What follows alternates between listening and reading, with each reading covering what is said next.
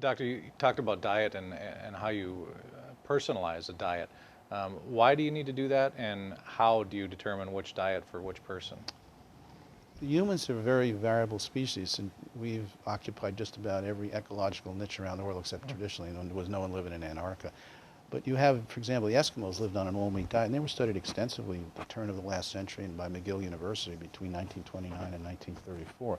They sent a team to study the Eskimos. Traditional Eskimos lived on nothing but red meat. You think about it, up in the Arctic, there are no fruits, vegetables, nuts, seeds, and grains. All there is lichen and lots of meat. Caribou, seals, walruses, fish, salmon, whales, and that's what they lived on. The traditional Eskimo diet was 100% animal products, 80% fat, 20% protein. It was really a high-fat diet, huge amounts of saturated fat. And traditional Eskimos never had heart disease, stroke, hypertension, diabetes. Only when they moved into the towns and villages and started eating white sugar, white flour, carbohydrate, that's when they developed epidemic diabetes, heart disease, mental illness, cancer. Traditional Eskimos never had mental illness.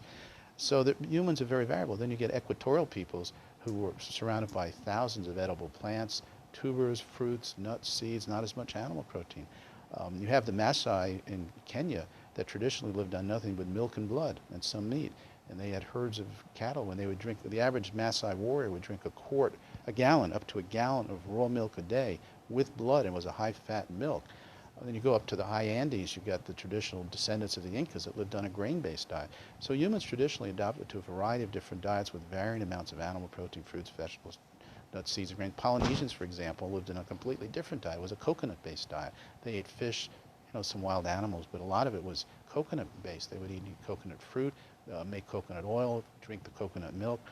The Eskimos never drank coconuts. They didn't have coconuts, but the Polynesians thrived on that. So if these traditional cultures could not do well on these idiosyncratic diets, they would have died out. The fact is the Eskimos, physiologically and biochemically, are adjusted to eating red meat. Like lions and tigers eat nothing but red meat, and they do great. Try and feed a lion greens or grains, they're going to be dead in 6 weeks. Gazelles eat nothing but grain. Gazelles never eat meat. They eat nothing but grass on the savannas.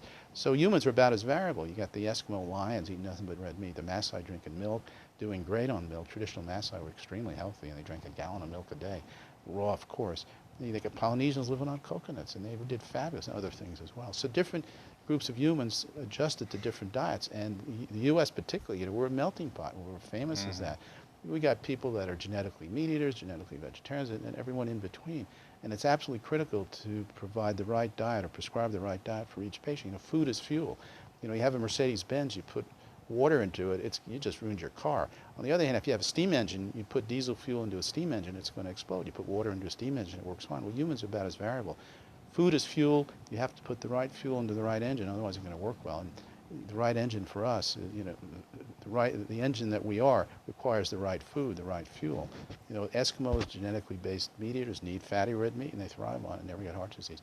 People who have genetics from more of a plant-based group, like from the equatorial areas, they need fruits and veggies and leafy greens and that kind of thing.